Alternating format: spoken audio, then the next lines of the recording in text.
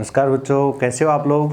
कक्षा 12 भौतिक विज्ञान चैप्टर नंबर 2 पार्ट नंबर 2 यानी दूसरी क्लास आज हम आपके सामने रखेंगे।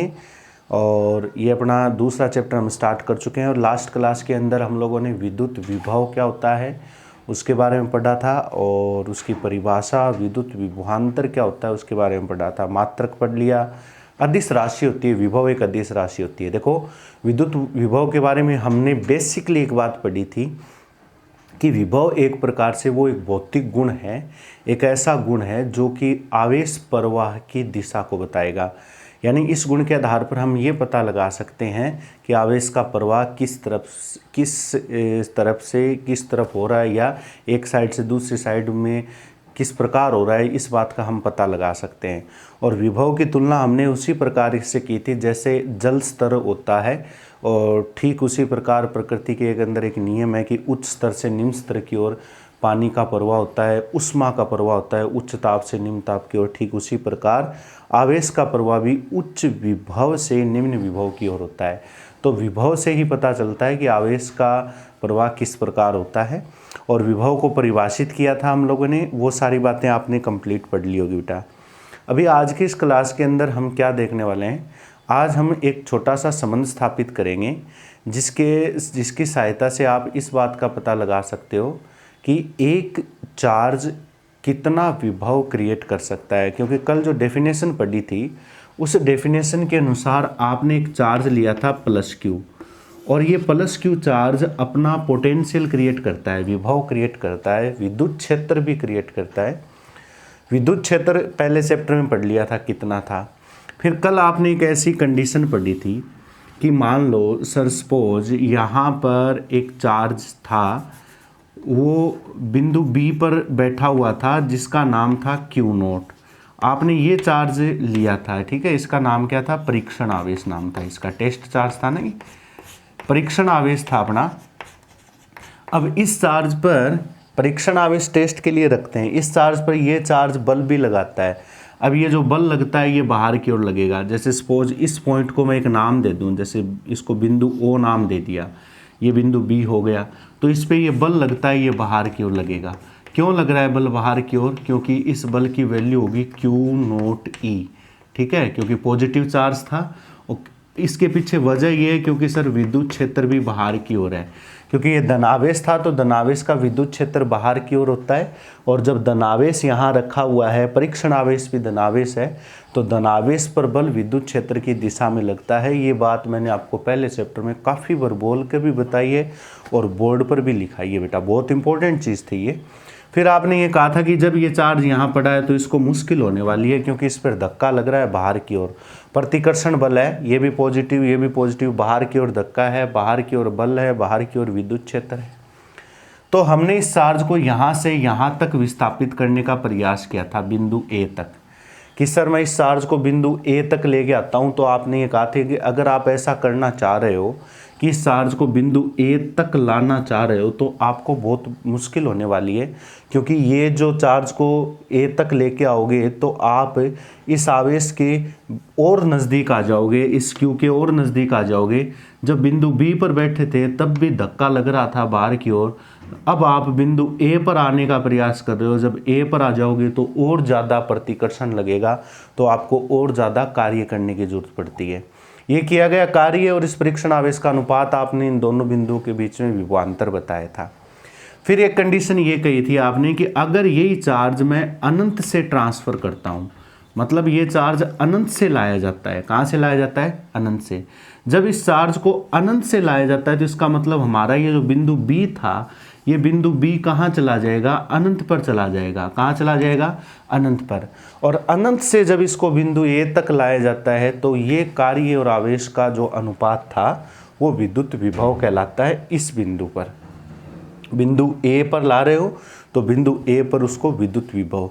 ये बात मैंने इसलिए बताई बेटा क्योंकि ये छोटा सा चैप्टर है, इसका मैटर जो है विद्युत विभव का कोई ज़्यादा बड़ा मैटर नहीं है, 5-4 छोटे छोटे पॉइंट हैं, एकदम आसानी से समझ में आ जाएंगे और उनके अंदर यही कॉन्सेप्ट है। इस कॉन्सेप्ट को अच्छी तरीके से आपको समझना है। अभी चलो मैं एक काम करता हूँ, आपको मैं एक छोटा सा यहाँ पर अपनी जो आज की हेडिंग है वो हेडिंग ये है अपनी कि किसी बिंदुवत आवेश के कारण, अपने पास एक बिंदुवत आवेश है, उसकी वजह से ये सब कुछ हो रहा है। बिंदुवत आवेश के कारण आपको विद्युत विभव का सूत्र ज्ञात करना है। विद्युत विभव का सूत्र ज्ञात करना है, ठीक है। ये आपकी हेडिंग है, बिंदुवत आवेश के कारण विद्युत विभव। हेडिंग के अंदर ये लिख लेना, चलो मैंने लैंग्वेज बना दी है। बिंदुवत आवेश के कारण विद्युत विभव अपने को ज्ञात करना है, ठीक है। और मेरा ये बिंदुवत आवेश कौन सा है, ये रहा, कहाँ रखा हुआ है, ओ बिंदु पर। और मेरे को विभव कहाँ निकालना है, ए बिंदु पर। ए बिंदु पर विभव निकालना है। और मैं आपसे कह दूं कि ये बिंदु जो ए है ना, ये ओ से आर दूरी पर है। कितनी दूरी पर है, आर दूरी पर, ठीक है। तो मैं ये लैंग्वेज बना रहा हूँ यहाँ पर, क्योंकि किसके कारण ये काम, ये सारा प्रोसेस किसकी वजह से हो रहा है, इसकी वजह से थोड़ी हो रहा है। ये तो परीक्षण आवेश है, इसको तो हमने टेस्ट करने के लिए लाए हैं इसको। सारा ये मामला, ये बल लगना, विद्युत क्षेत्र लगना, ये काम करना, इसके सब के पीछे उत्तरदायी कौन है, ये क्यू आवेश है। तो जो विद्युत क्षेत्र है वो इसका ही है, जो विभव है वो इसका है, जो बल लगा रहा है वो ये लगा रहा है, ठीक है। क्योंकि ये तो नाम का आवेश है, परीक्षण आवेश है, जिसकी वैल्यू बहुत ही कम है। ये हम बार बार पढ़ रहे हैं। माना कोई बिंदुवत आवेश, अब इसकी लैंग्वेज इसको देख के बना दो। बिंदुवत आवेश क्या, प्लस क्यू बिंदु ओ पर स्थित है। क्लियर है, बिंदु ओ पर स्थित है। हमें ओ से, बिंदु ओ से स्मॉल आर दूरी पर स्थित एक बिंदु डिसाइड कर लिया मैंने, स्मॉल आर दूरी पर स्थित बिंदु ए पर विद्युत विभव की गणना करनी है। अब विद्युत विभव की गणना करनी है तो वही सूत्र लगाने पड़ेंगे जो हमने लास्ट क्लास में पढ़े हैं। लेकिन विभव की गणना करने के लिए पहले ये बल वगैरह तो पता होना चाहिए ना, ठीक है। इसके लिए एक छोटा सा प्रोसेस आपको बताता हूँ। विभव की गणना करनी है, इसका मतलब आप बिंदु को जहाँ से भी विस्थापित करोगे, वो मतलब अनंत से भी हो सकता है, विभवांतर निकाल लो पहले या विभव निकाल लो, जो आपकी मर्जी है, जहाँ से भी आप इसको मतलब निकालना चाहो। अभी फिलहाल अपना जो बिंदु बी है, वो बिंदु बी कहाँ स्थित है, हमने अनंत पे ले रखा है। कहाँ ले रखा है, अनंत पे ले रखा है। अभी आप एक काम बताओ मेरे को, छोटी सी एक बात आपसे मैं पूछना चाहूँ कि जब आप इस परीक्षण आवेश क्यू नोट को, इस परीक्षण आवेश, यहाँ पर एक परीक्षण आवेश है क्यू नोट, ये क्यू नोट आप अनंत से लेके आओगे, ठीक है। अनंत से जब बिंदु ए तक लाओगे तो आपको कुछ ना कुछ काम करना पड़ेगा। यही तो बात अपने कह रहे हैं कि अनंत से बिंदु ए तक लाया जाता है तो अपने को कुछ ना कुछ कार्य करना पड़ता है, ठीक है। फिलहाल मैं ये कह देता हूँ कि ये जो अब हमारा जो आवेश है, जो अनंत पर हम मान रहे हैं, मान लेते हैं कि अनंत पे कोई परीक्षण आवेश क्यू नोट है।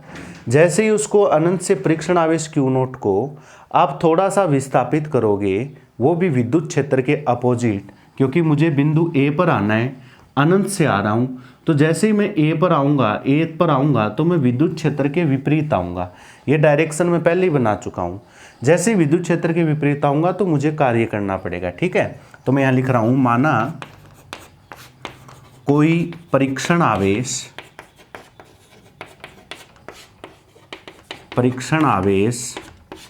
क्यू नोट अनंत से विद्युत क्षेत्र के विरुद्ध, ध्यान देना, विद्युत क्षेत्र के विरुद्ध विस्थापित किया जाता है तो कार्य करना पड़ता है। ये बात मैं यहाँ क्लियर कर देना चाहता हूँ, और आप सब जानते हो क्यों करना पड़ता है कार्य, क्योंकि ये प्रतिकर्षण बल के अपोजिट है। बल के अपोजिट कह दो या विद्युत क्षेत्र के अपोजिट कह दो, हम इधर ला रहे हैं इस आवेश को इधर, और बल बाहर की ओर लग रहा है। तो सर काम तो करना पड़ेगा, ये कन्फर्म है। अब ये काम कितना करना पड़ेगा इसकी जानकारी अपने को नहीं है। जब भी फिजिक्स के अंदर ऐसी कंडीशन आ जाए कि काम कितना करना पड़ रहा है, थोड़ा कि ज़्यादा, तो उसके लिए हम क्या करते हैं, छोटी छोटी कंडीशन के अकॉर्डिंग हम वैल्यू निकालते हैं। पहले हम थोड़ा सा कार्य करेंगे। मैं ये कह देता हूँ कि हमारा ये जो परीक्षण आवेश है, इस परीक्षण आवेश को पहले मैं थोड़ा सा विस्थापित करूँगा, dr। कितना विस्थापित करूँगा, dr। थोड़ा सा इसको खिसका के देखूँगा, वो विद्युत क्षेत्र के विरुद्ध। भाई कोई भी चीज़ में, जैसे एक छोटा सा उदाहरण बताऊँ मैं आपको। मैंने आपको कह दिया कि एक टेबल है, इस टेबल को कमरे के इस किनारे से उस किनारे पर रखना है, तो क्या आप बगैर देखे हाँ कर दोगे कि सर मैं रख दूंगा? आपने देखा ही नहीं कि टेबल छोटी है कि बड़ी है कि हल्की है या भारी है। ठीक है, हल्की है तब तो कोई टेंशन वाली बात नहीं है, आपको पता है कि हम काम कर देंगे आसानी से, क्योंकि आपको पता है कि आपको ज़्यादा मुश्किल नहीं होने वाली है। लेकिन अगर वो टेबल भारी है तो क्या आप जल्दी से हाँ कर दोगे कि सर मैं ये टेबल यहाँ से उठाकर वहाँ रख दूंगा? एक छोटा सा मैं एग्जाम्पल बता रहा हूँ मेरी तरफ से। अब बेटा एक बात चीज़ पर ध्यान दो, आप क्या करोगे, जैसे सपोज आपने कह दिया, मैंने कहा कि बेटा ये टेबल है ना वो वहाँ रखनी है आपको, तो आप उस टेबल को देखकर क्या कहोगे, सर एक बार मैं देख लूँ ये हल्की है भारी है? तो आप उस टेबल को देखोगे या फिर थोड़ा सा उसको उठाकर देखोगे या उसको खिसका कर देखोगे? ये आप करोगे काम। मतलब उस टेबल को आप थोड़ा सा खिसका के देखोगे, उस टेबल को आप या थोड़ा सा मतलब उठा के देखोगे। अगर आपको ऐसा लगेगा कि हाँ यार ये काम मेरे मतलब कंट्रोल में है, इसको मैं कर सकता हूँ, ये मेरे बस की बात है, मैं कर सकता हूँ इसको, तो आप ये कहोगे सर ये काम मैं कर दूंगा, यानी इस टेबल को मैं उठाकर वहाँ रख दूंगा। क्योंकि आपने उससे आइडिया लगा लिया कि इसको थोड़ा सा विस्थापित करने में आपको कितना कार्य करना पड़ रहा है, आपको उस चीज़ का अनुभव हो चुका है। फिर आप आइडिया लगा लोगे इस चीज़ का कि अगर मैंने इसको थोड़ा सा विस्थापित किया तो मेरे को इतना कार्य करना पड़ा। ये मेरा एग्जाम्पल अच्छी तरीके से आप दिमाग में बिठा लेना, क्योंकि ऐसी बहुत सारी कंडीशन फिजिक्स के अंदर आएंगी, उसको समझने के लिए बार बार मैं ये उदाहरण नहीं दूंगा, बल्कि इस प्रकार की सिचुएशन आपके सामने रखूँगा बस, ठीक है, और इसको डायरेक्ट सोल्व करके बताऊंगा, इसलिए मैं उदाहरण आज ही बता देना चाहता हूं। तो आपने उस टेबल को थोड़ा सा विस्थापित करते ही आपके दिमाग में ये प्रश्न आ चुका था, या आपके दिमाग में ये सिचुएशन क्रिएट हो चुकी थी कि मैं इस कार्य को करने में सक्षम हूं, मैं इस टेबल को उस किनारे पर रख दूंगा। ठीक है बेटा, ये इसलिए थोड़ा सा कार्य करके देखा जाता है। अगर ये कार्य करने में आप उस टेबल को उठाने में सक्षम नहीं होते तो आप मेरे को मना कर दोगे, सर ये मेरे अकेले से नहीं होगा। तो थोड़ा सा कार्य इसलिए किया जाता है, अल्प कार्य इसलिए किया जाता है। तो वही काम हम यहाँ कर रहे हैं। ये परीक्षण आवेश है, हम इसको यहाँ अनंत से उठाकर बिंदु ए तक लाना चाह रहे हैं। और यहाँ तो ये साफ नज़र आ रहा है कि ये प्रतिकर्षण है, ये हमें धक्का देगा, यानी हमें इस काम को करने में ज़्यादा मुश्किल होने वाली है, क्योंकि हम इस प्रतिकर्षण के विरुद्ध कार्य कर रहे हैं। तो मैं एक काम करता हूँ, आप पहले चेक कर लो ना, थोड़ा सा आप चेक कर लो कि आपको कितना कार्य करना है। तो इसलिए हम किसी भी चीज़ को थोड़ा सा विस्थापित करके देखते हैं। मैंने क्या किया, विस्थापित करने में कार्य तो करना पड़ेगा, अतः परीक्षण आवेश Q नोट को विद्युत क्षेत्र के विरुद्ध कितना, dr, कितना dr अल्प विस्थापित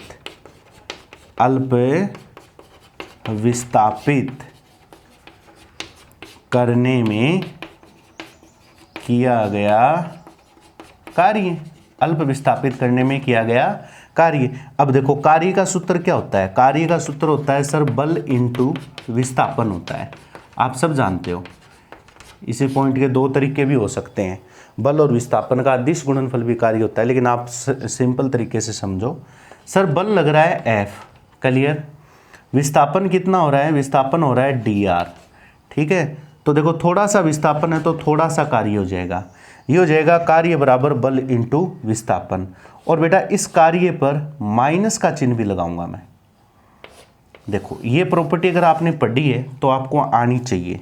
ये माइनस का चिन्ह क्यों लगाया है, आपको पता है इस चीज़ के संबंध में कि सर ये माइनस का चिन्ह इसलिए लगाया है कि ये जो कार्य हो रहा है, जब भी कार्य किसी सिचुएशन के अपोजिट होता है तो उसे ऋणात्मक कार्य कहते हैं।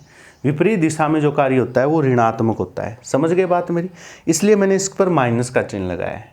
क्लियर बात। और अगर किसी के दिशा में कार्य होता है तो उसको पॉजिटिव कहते हैं। तो मैंने इसको ऋणात्मक दिशा में कार्य था इसलिए यहाँ पर माइनस का चिन्ह लगा दिया। एफ क्या चीज़ है सर? एफ उस जगह जहाँ आपने विस्थापित किया है उस जगह पर लगने वाला प्रतिकर्षण बल है। ठीक है, विस्थापन यहाँ से यहाँ हुआ है ना, अल्प विस्थापन। तो यहाँ जो एफ है, यहाँ एफ क्या चीज़ है? अल्प विस्थापित, या ऐसे कह दो, सपोज यहाँ पर मैं कोई बिंदु ले लेता हूँ, यहाँ पर कोई बिंदु ही मान लेता हूँ, बिंदु P मान लेता हूँ। सपोज यहाँ बिंदु P मान लिया, कोई नया बिंदु मान लिया। ठीक है, F क्या चीज़ है? बिंदु P पर लगने वाला प्रतिकर्षण बल है। बिंदु P पर लगने वाला क्या चीज़ है? प्रतिकर्षण बल है, क्योंकि हमने यहाँ से विस्थापित किया ना इसको, तो बिंदु P पर जो प्रतिकर्षण बल लग रहा है वो ये F है। अब आपसे कोई पूछ लेगी B पर ये जो प्रतिकर्षण बल जो लग रहा है, ये प्रतिकर्षण बल कितना लग रहा है? ठीक है, इसके लिए आपको पूछा जा सकता है कि ये प्रतिकर्षण बल कितना लग रहा है, इसके बारे में थोड़ा सा आप मतलब बताओ कि कितना प्रतिकर्षण बल लग रहा है। तो बल का सूत्र क्या होता है? बल के सूत्र के बारे में आपने पढ़ा है, यानी बिंदु P पर प्रतिकर्षण बल में इसको dr विस्थापित किया है, तो मान लो ये बिंदु P यहाँ पर है। ठीक है, ये बिंदु P जब यहाँ पर है तो इस बिंदु P पर ये परीक्षण आवेश हम मानेंगे, तो इस बिंदु P और इसके बीच में बल लगेगा। और उस बल का सूत्र कैसे ज्ञात करेंगे बेटा? उस बल का सूत्र वैसे कूलाम के नियम से ज्ञात करेंगे। और कूलाम का नियम क्या कहता है? कूलाम के नियम के अनुसार हम जब भी ये विस्थापन करते हैं कूलाम के नियम के अनुसार, तो आप क्या लिखते हो? इसको ये चीज़ लिखते हो, F बराबर K Q1 Q2। अभी बिंदु P से विस्थापित कर रहे हो, किसको विस्थापित कर रहे हो? Q नोट को, यानी Q नोट कहाँ था? अनंत पर था, और हम उसको कहाँ लेके आ रहे हैं? A पर। तो मैंने बीच में रास्ते में थोड़ा सा कार्य निकाल लिया कि dr दूरी तक विस्थापित करने में कितना कार्य करना पड़ेगा। उस कार्य के बीच में रास्ते में मैंने गणना कर ली कि सर मेरे को इतना कार्य करना पड़ रहा है। समझ गए बात मेरी? तो इसमें इस बल को आप ये लिख सकते हो, यहाँ F बराबर क्या होगा बताओ? 1/4 पाई एप्सिलॉन नोट, पहला चार्ज Q, दूसरा चार्ज Q नोट, और बीच की दूरी चाहिए। किसकी? इस Q बिंदु P और O के बीच की दूरी चाहिए, बिंदु P और O के बीच की दूरी चाहिए। और इस दूरी को मैं कह देता हूँ यहाँ पर, जैसे सपोज यहाँ दर्शा देता हूँ मैं, ये दूरी मान लो ये दूरी x है। कितनी है? x मान ली। ठीक है, या r प्लस डेल आर भी मान सकते हो। ठीक है, x की जगह क्या मान सकते हो? r प्लस डेल आर भी मान सकते हो। तो इस आवेश और इस बिंदु P के बीच की दूरी x है। जब ये अपना चार्ज Q नोट यहाँ पर आ जाएगा तो ये दूरी हो जाएगी x, तो ये बन जाएगा x का स्क्वायर, ये बल होगा। और इसकी दिशा क्या होगी? इसकी दिशा O से P दिशा होगी। इस बल की दिशा क्या होगी बेटा? O से P की दिशा। समझ गए बात मेरी? इस प्रकार आप लोग ये निकाल सकते हो यहाँ से। किसका सूत्र है? ये बल का सूत्र हो जाएगा। x क्या चीज़ है? इस बिंदु O से P की दूरी हो गई। समझ गए बात मेरी? इसको आप चाहो तो इसको थोड़ा सा चेंज भी कर सकते हो। जैसे सपोज इसको आपने r लिखा है, तो इसको यहाँ से r प्लस समथिंग डिस्टेंस भी आप इसको लिख सकते हो। बस ध्यान ही रखना है ये भी दूरी है और ये भी क्या है? दूरी है। समझ गए बात मेरी? और इसलिए इस संबंध में इसको x लिखा है तो इसको आप dx भी लिख सकते हो, कोई दिक्कत नहीं है, क्योंकि x के रिस्पेक्ट में तो इसको dx लिख देना, ताकि ये x के संबंध में आ जाएगा। यहाँ तक दूरी x थी, इसको dx लिख देना। समझ गए बात मेरी? तो इसको dx विस्थापित करने में यहाँ पर dx आ जाएगा। समझ गए बात ये? ठीक है, तो ये दूरी x थी बिंदु P की, और इसको अल्प विस्थापित कर दिया तो dx दूरी तक विस्थापित कर दिया। बाकी क्योंकि मैंने इसको r यहाँ लिख दिया था, इसलिए इसको dr न लिखकर इसको मैं dx नाम लिख देता हूँ, क्योंकि इस दूरी को क्या नाम दे रहा हूँ मैं? x नाम दे रहा हूँ। तो बताओ ये चीज़ समझ में आ गई होगी आपको? अब पहले इसका स्क्रीनशॉट लीजिए, उसके बाद हम आगे बढ़ते हैं। चलिए अब एक काम करते हैं, मैंने थ्योरी यहाँ से हटा दी है। इस बल का मान समीकरण 1 में रख देता हूँ। समीकरण 1 में मान रखने पर, ठीक है, तो क्या आ जाएगा? dw बराबर माइनस का चिन्ह, f की जगह ये रख दो, 4 पाई एप्सिलॉन नॉट क्यू से Q not upon x square और गुणा में क्या पड़ा है dx, इसलिए इसको dx माना मैंने। समझ गए बात मेरी? क्योंकि हमने इसका विस्थापन बिंदु P को कहाँ से कहाँ तक लिखा था, यहाँ लिख देता हूँ। यहाँ जहाँ x क्या चीज़ है, बिंदु O से बिंदु P के बीच की दूरी, O से बिंदु P के बीच की दूरी। समझ गए बात मेरी? ये बिंदु P था, इस बिंदु P की केंद्र से दूरी x मान ली, यहाँ से dx विस्थापित मान लिया, तो dx यहाँ लिख दिया था, वो चेंज कर लेना आप लोग, ठीक है। बाकी dr मान सकते हो, कोई दिक्कत नहीं है, क्योंकि दूरी का ही पद ही है। चलिए अब देखो बेटा, हम कहाँ से लेके आ रहे थे इसको लेके आ रहे थे अनंत से चले थे, और बीच में मैंने थोड़ा सा विस्थापन निकाल लिया, अल्प विस्थापन के लिए कार्य निकाल लिया मैंने। तो अब ऐसे जब अनंत से चलोगे, ध्यान से सुनना इस चीज़ को, जब अनंत से चलोगे तो ऐसे टुकड़ों में आप काम करते जाओगे। एक टुकड़े पर इतना काम है, दूसरे टुकड़े पर भी थोड़ा सा काम होगा, तीसरे टुकड़े पर भी थोड़ा सा काम होगा। तो अनंत से जब आप आगे बढ़ते जाओगे तो बिंदु ए तक ऐसे बहुत सारे टुकड़े बन जाएंगे, और ऐसे छोटे छोटे टुकड़ों से जो कार्य बनेगा, उन सभी कार्यों को अगर जोड़ दूंगा अनंत से लेकर जोड़ दूं, कहाँ तक? इस बिंदु ए तक जोड़ दो। अनंत से लेकर बिंदु ए तक सर ऐसे छोटे छोटे कितने टुकड़ों में आप काम कर रहे हो? तो एक टुकड़े के रूप में, दो टुकड़े के रूप में, तीन टुकड़े, चार, पाँच, कितने भी हो सकते हैं। उन सभी टुकड़ों को अगर आप जोड़ दोगे तो टुकड़ों को जोड़ने का मतलब हो गया अनंत से लेकर बिंदु ए तक प्रत्येक टुकड़े पर इतना कार्य करना पड़ रहा है। तो ऐसे छोटे छोटे टुकड़ों के कार्य भी जुड़ते जाएंगे तो वो टोटल कार्य आ जाएगा। तो मैं यहाँ लिख रहा हूँ, अतः परीक्षण आवेश Q नोट को, किसको? Q नोट को अनंत से, कहां से बेटा? अनंत से बिंदु A, या ऐसा कह दो R दूरी तक। देखो ये R दूरी तक ही तो है बिंदु A। बिंदु A कितनी दूरी पर है? बिंदु A इससे R दूरी पर है, तो बिंदु A तक या R दूरी तक। आप अनंत से आ रहे हो और अनंत से आपको कहां तक आना है? R दूरी तक आना है। कहां तक आना है? R दूरी तक। वो दूरी, सारी दूरी कहां से माप रहे हैं? इससे माप रहे हैं, तो इससे R दूरी तक आना है, ठीक है। तो अनंत से R दूरी तक विस्थापित करने में किया गया, समझ गए होंगे ये लाइन आप लोग, कार्य। थोड़े से आप बस इस चीज़ को समझना, बाकी और एकदम सिंपल चीज़ है, इसमें कोई, हालांकि लैंग्वेज के संबंध में इसको समझने की जरूरत है। अनंत से आ रहे हो बिंदु ए तक, या दूसरे शब्दों में आर दूरी तक, ठीक है। ऐसे मत समझना कि आर दूरी, वैसे नहीं, आर दूरी तक आपको आना है। कहाँ तक आना है? आर दूरी तक। अनंत से आर दूरी तक आने में किया गया टोटल कार्य W बन जाएगा, और इसका समाकलन कर दो अनंत से लेकर आर, क्योंकि ऐसे छोटे छोटे टुकड़ों को जोड़ने का काम समाकलन का ही होता है।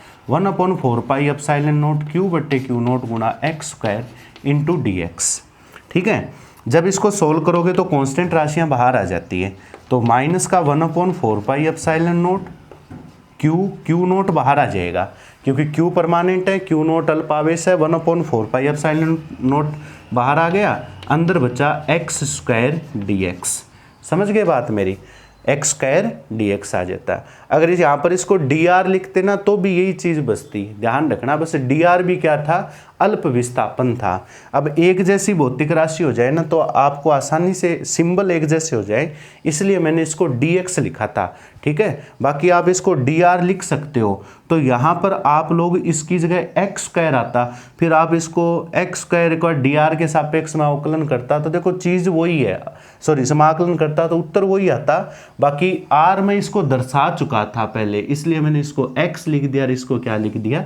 dx लिख दिया। कई बार बच्चों के मन में क्वेश्चन आ जाता है कि सर ये चेंज क्यों किया, इसके पीछे रीजन क्या है। बाकी अगर आप व्यापक रूप से इसको सॉल्व करोगे तो एक ही चीज़ आनी है बेटा। अब देखो बेटा, इसका जब हम समाकलन करते हैं 1/x² dx का समाकलन, ये गणित के व्यापक सूत्र से होता है, और समाकलन के अंदर घात का जो सूत्र होता है उसका फॉर्मूला क्या होता है? सूत्र ये होता है पावर के अंदर x की पावर n dx का सूत्र होता है x की पावर n+1 अपॉन n+1 होता है कि नहीं होता। तो यहाँ पर अगर मैं देखूँ तो यहाँ सूत्र में बन गया x की पावर -2 dx, तो इसका समाकलन बन जाएगा -2 + 1 और -2 + 1, क्योंकि n की वैल्यू -2 है, तो -2 + 1 -2 + 1, शायद मेरे हिसाब से इसको सरल करोगे तो -1/x आएगा, चेक करो। और वैसे भी याद रखना परमानेंट 1/x² का समाकलन क्या होता है, -1/x। देखो नीचे से -2 और +1 -1 हो गया, ऊपर x की पावर -1 है, इसको 1/x लिख सकते हैं। और लिमिट्स कितनी चल रही है, अनंत से लेकर r तक, ठीक है। अब इसको नोट कीजिए, पहले मैं यहाँ से ये थ्योरी हटा देता हूँ। समझ चुके होंगे आप लोग ये बात। अब देखो बेटा, इसका जब इंटीग्रेशन हम कर चुके हैं तो इसकी लिमिट्स भी लगा दो। और लिमिट्स क्या कहती हैं, लिमिट्स के अंदर लगाने से पहले ये माइनस को बाहर ले आओ ताकि इसका हिसाब पूरा हो जाए। माइनस माइनस प्लस बन जाएगा, ये बन गया Q0 4πε0 इज इक्वल। अब देखो माइनस को तो मैंने यहाँ से साफ कर दिया। अब x की जगह अपर लिमिट यानी उच्च सीमा रखो, फिर माइनस का चिन्ह, फिर निम्न सीमा रखो, तो 1/r - 1 अनंत बन जाएगा। क्यों जी, x की जगह r रखा, उच्च सीमा माइनस का चिन्ह, x की जगह अनंत रख दिया। 1 अनंत का मान क्या होता है, 0 होता है, तो ये बन गया Q/Q0 4πε0 1/r। ये आ गया टोटल कार्य, ठीक है। इस चीज़ का स्क्रीनशॉट आप ले चुके हो और नोट कीजिए पहले इसको, फिर मैं ये हटा देता हूँ। ये चीज़ हटा रहा हूँ मैं। अब अपने को क्या निकालना है, विद्युत विभव निकालना है, ये तो काम अपना विभव निकालना। किस पर, बिंदु ए पर। तो एक काम कीजिए, अनंत से आए हो ये बात, इसमें कोई डाउट नहीं है। W में Q0 का भाग लगा दीजिए, इस W में Q0 का भाग लगाओ तो बराबर में ये चीज़ बच जाएगी। चेक करो, 1/4πε0 Q/r। W/Q0 किया गया कार्य और उस परीक्षण आवेश का अनुपात उन दो बिंदुओं के बीच में विद्युत विभव ही कहलाएगा जब आप अनंत से आ रहे हो। तो हम अनंत से आ रहे हैं, कोई डाउट नहीं था, अभी यहाँ क्लियर किया है। तो ये जो है ना, ये विभव कहलाएगा, V इज इक्वल आ जाएगा 1/4πε0 Q/r। ये बिंदु A पर विभव का सूत्र हो जाएगा। और सूत्र के अंदर आप यहाँ एक चीज़ नोट कर पा रहे हो कि ठीक उसी प्रकार का सूत्र आ रहा है जैसे विद्युत क्षेत्र के कारण आया था। अब विद्युत क्षेत्र का जो सूत्र आया था, ये पहले तो ये नोट कीजिए, फिर इससे संबंधित 2-4 बातें बताऊंगा मैं आपको, क्लियर समझ में आ जाए। इसके लिए ये विद्युत विभव का सूत्र है 1/4πε0 Q/r, और इसको आप ऐसे भी लिख सकते हो V = KQ/r, क्योंकि 1/4πε0 को K लिख सकते हैं ना। और यहाँ से रिजल्ट ये आ रहा है कि V जो है वो दूरी के व्युत्क्रमानुपाती है। एक तरफ अगर r ले, एक तरफ v लें, तो दूरी के साथ व्युत्क्रमानुपाती संबंध आएगा। यानी ये ग्राफ इस प्रकार का आएगा, न तो ऊपर टच होगा न नीचे टच होगा, ठीक है, व्युत्क्रमानुपात। इससे ये बात भी जाहिर होती है, नंबर 1 बात, कि दूरी में वृद्धि से v के मान में कमी होती है। V के मान में क्या होती है, कमी होती है।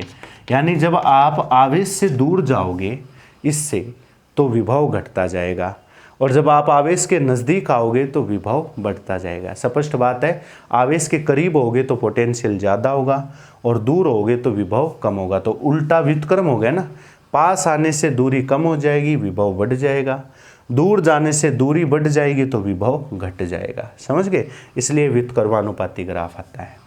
अब देखो इस ग्राफ के बारे में ये बताऊं, ये फिलहाल हमने धनावेश लिया था, ठीक है, चूंकि विभव अदिश राशि है। विभव क्या है, अदिश राशि, ये बात आप सब जानते हो, ठीक है। और अदिश राशि में जो प्लस माइनस का मीनिंग होता है, अब यहाँ से ये बात समझ में आ जाएगी।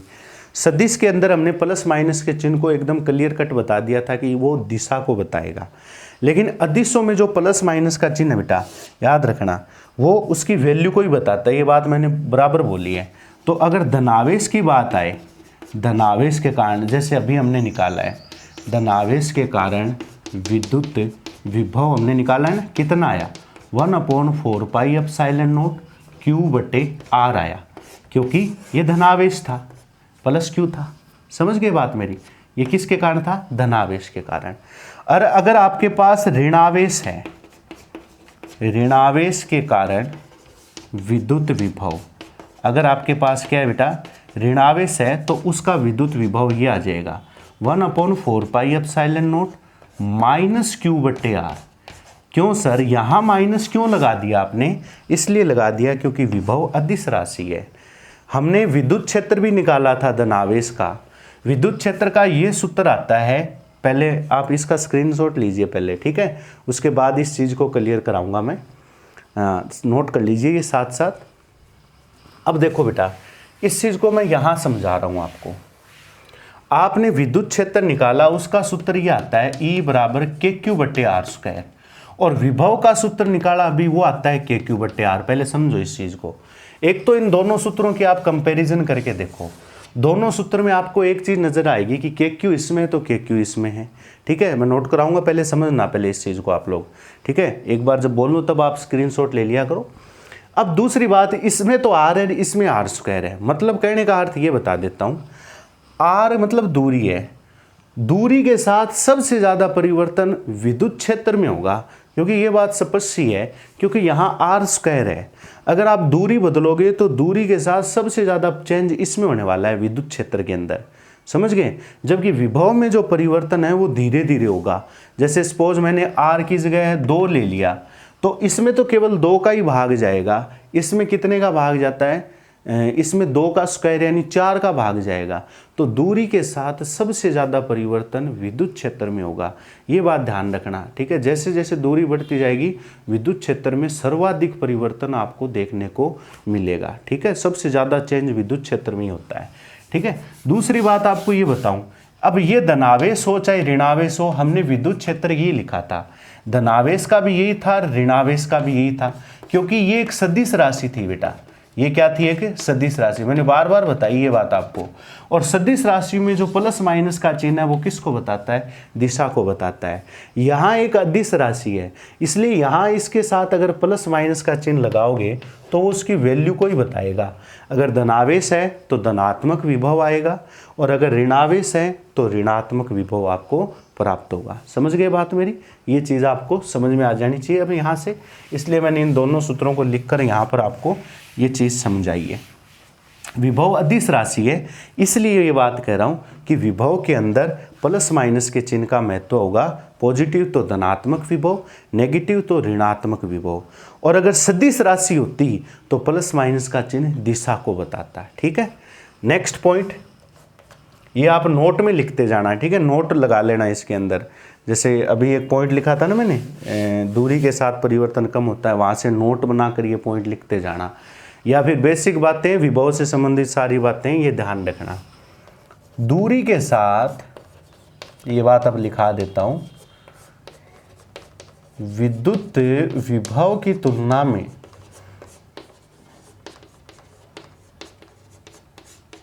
विद्युत विभव की तुलना में विद्युत क्षेत्र की तीव्रता में परिवर्तन अधिक होता है, ठीक है। दूरी बदलोगे तो परिवर्तन तो दोनों में ही होगा, लेकिन ज़्यादा परिवर्तन किस में होगा? विद्युत क्षेत्र की तीव्रता में, क्योंकि विभव R के व्युत्क्रमानुपाती है तथा विद्युत क्षेत्र R² के व्युत्क्रमानुपाती होता है। समझ गए बात मेरी? इसमें क्या आता है? R² आता है। तो दूरी के साथ सर्वाधिक परिवर्तन आपको यहाँ देखने को मिलेगा। वैसे दोनों के ग्राफ तो व्युत्क्रमानुपाती बनाते हैं हम, इसका ग्राफ बनाएं तो R का V के साथ ग्राफ बनाएंगे तो ऐसा ही ग्राफ आएगा, और इधर इसका ग्राफ बनाएं, एक तरफ R ले लिए, एक तरफ E ले लिए, तो दोनों की आकृतियाँ आपको सेम नज़र आएगी, क्योंकि यही चीज़ इसमें और ये इसमें है। बस इसमें R आएगा और इसमें क्या आएगा? विद्युत क्षेत्र में R² के रिस्पेक्ट में आ जाएगा। कई बार आपको ये दोनों ग्राफ साथ बनाने पूछ लिए जाए कि दोनों ग्राफ को एक साथ खींचिए, तो एक साथ अगर ये ग्राफ खींचोगे तो ज़्यादा परिवर्तन आपको विद्युत क्षेत्र में प्रदर्शित करना है बेटा। दूरी के साथ ज़्यादा परिवर्तन विद्युत क्षेत्र में दर्शाना है, यानी विद्युत क्षेत्र में परिवर्तन क्या होगा? हमेशा आपको ज़्यादा देखने को मिलेगा। विद्युत क्षेत्र अगर दूरी कम होगी तो भी विद्युत क्षेत्र ज़्यादा होगा। अगर ये दोनों की तुलना करें ग्राफ से तुलना करें अगर दोनों की, तो जैसे सपोज एक तरफ मैंने आर ले लिया और एक तरफ मैंने विद्युत क्षेत्र और विभव दोनों ले लिए, दोनों के ग्राफ मैं साथ बनाऊंगा। तो पहले आप एक काम करो, विभव वाला ग्राफ खींच दो। जैसे मैंने ये विभव का ग्राफ बना दिया, एक ग्राफ बना दो, आप कोई एक ग्राफ बना दो। सर ये ग्राफ मैंने बनाया है, किसका बनाया है? ये विद्युत विभव के लिए बनाया है, यही तो है, ठीक है, व्युत्क्रमानुपाती ग्राफ है विद्युत विभव के लिए। अब मैं यही ग्राफ विद्युत क्षेत्र के लिए बनाऊं, तो देखो यहाँ पर आप थोड़ी सी बात नोट करो। यहाँ पर जब दूरी 0 है, ठीक है, आर का मान अगर 0 है तो आप कहते हो विभव भी अनंत है, विद्युत क्षेत्र भी अनंत है। आर 0 करोगे तो दोनों अनंत है, इसलिए ग्राफ यहाँ से टच नहीं होता, अनंत पे टच होगा, ठीक है। और अगर आर का मान अनंत कर दोगे तो विभव 0, विद्युत क्षेत्र भी 0, अनंत पर विद्युत विभव और विद्युत क्षेत्र दोनों 0 होंगे, इसलिए ग्राफ आगे अनंत पे जाकर ही टच होने वाला है, ये यहाँ पर आपको टच नहीं करवाना है। इस वजह से ये दोनों ग्राफ जो है ना, न तो यहाँ मिलता न यहाँ मिलता, ठीक है, क्योंकि यहाँ ये अनंत पे मिलेगा तो यहाँ पर भी अनंत पे जाके मिलेगा, ठीक है। अब देखो बेटा, यहाँ पर सपोज मैंने एक बिंदु ले लिया, जैसे ये एक बिंदु है, मान लो एक छोटा सा एग्जाम्पल दे रहा हूँ। इस बिंदु पर अगर आप विभव की बात करो तो आप कहोगे सर इस बिंदु पर ये विभव है, ठीक है, इस बिंदु पर विभव देखोगे तो ये विभव है। जैसे मैंने कह दिया सपोज इसके ऊपर कोई भी एक पॉइंट हो सकता है। जैसे अभी मैंने लिया था कि आर का मान मैंने कह दिया आपको, कितना मान लिया मैंने, जैसे 2 मान लिया, आर का मान 2 माना, तो ये विभव का मान है यहाँ पर, समझ गए बात मेरी, ये किसका मान है? विभव का मान। तो ये कितना हो गया, जो भी आता है ये विभव का मान यहाँ आ जाएगा, समझ गए बात मेरी, ये r बराबर 2 पर विभव है। अब आप इसी ग्राफ के अंदर r बराबर 2 पर विद्युत क्षेत्र बनाओ। जब विद्युत क्षेत्र बनाओगे तो देखो इसका मान r बराबर 2 पर जैसे कोई भी एक वैल्यू आएगी, क्योंकि इसके अंदर जो वैल्यू आने वाली है बेटा, वो वैल्यू जो भी है वो वैल्यू देखो, यहाँ 2 का भाग जाएगा तो यहाँ किसका भाग जाएगा? 4 का भाग जाएगा। किसका भाग जाएगा? 4 का भाग जाएगा। तो दोनों के ग्राफ की कंपैरिजन आप इस प्रकार इसके साथ कर सकते हो, ठीक है। लेकिन यहाँ 2 है, फिर आगे चलोगे तो 4 आएगा, तो देखो विभव में 4 का भाग जा रहा है तो इसमें किसका भाग जाएगा? 16 का भाग जाएगा। थोड़ा समझना इस पॉइंट के ऊपर, यानी 4 पर अगर विभव देखूंगा तो ये होगा, समझ गए। मैंने 2 पॉइंट लिए हैं, थोड़े से आप इस क्लियर करना इस टॉपिक को। 2 आर का मान 2 लिया तो विभव ये है, आर का मान 4 लिया तो विभव ये है। अभी आप क्या देख रहे हो कि ये तो जब यहाँ 2 था तो 2 का भाग गया, 4 था तो 4 का भाग जाएगा विभव के अंदर, क्योंकि विभव का ग्राफ बना रखा है। लेकिन विद्युत क्षेत्र वाले ग्राफ के अंदर थोड़ा सा उल्टा होने वाला है। जब 2 लोगे तो 4 का भाग जाएगा, क्योंकि r का स्क्वायर 4 हो गया, और जब 4 लोगे तो 16 का भाग जाएगा। तो ऐसा नहीं लग रहा कि जैसे जैसे दूरी बढ़ रही है तो विभव में तो कमी तो हो रही है, लेकिन विद्युत क्षेत्र में कमी विभव से ज़्यादा हो रही है। विभव से क्या हो रही है बेटा?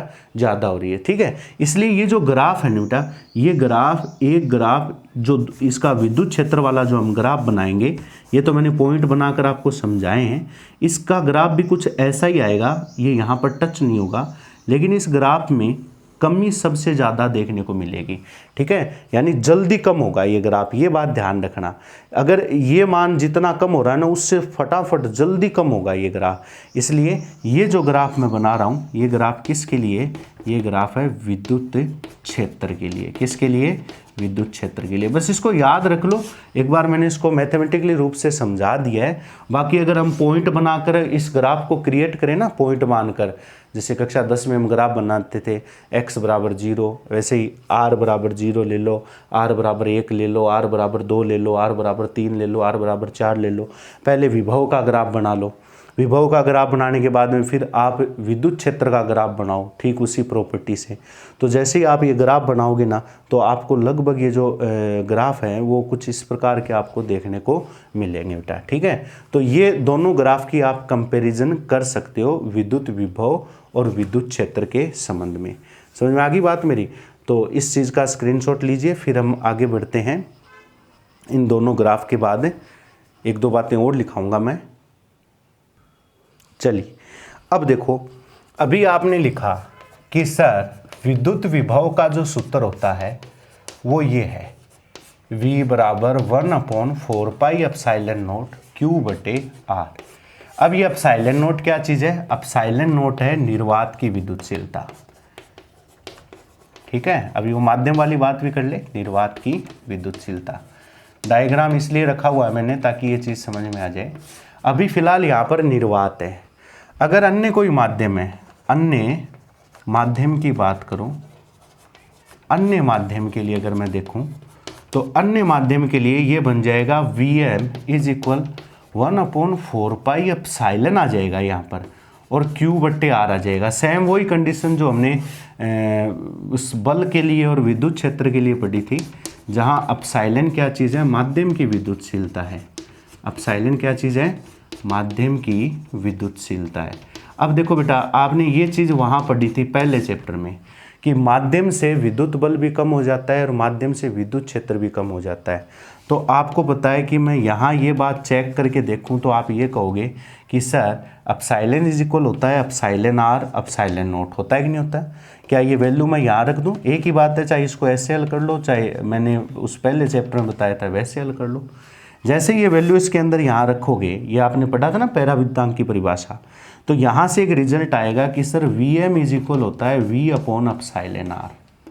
देखो चेक करो यहाँ से ये चीज़, क्योंकि 1/4πε0 और Q/r यहाँ से V की वैल्यू है, एप्सिलॉन r यहाँ से पड़ा है। तो यहाँ से आपको ऐसा नहीं लग रहा कि जब एप्सिलॉन r का भाग जाएगा तो ये संख्या टूट जाएगी और उत्तर छोटा आएगा?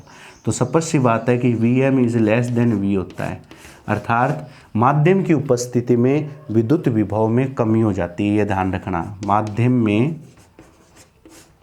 में विद्युत विभव में क्या हो जाती है? विद्युत विभव में कमी होती है।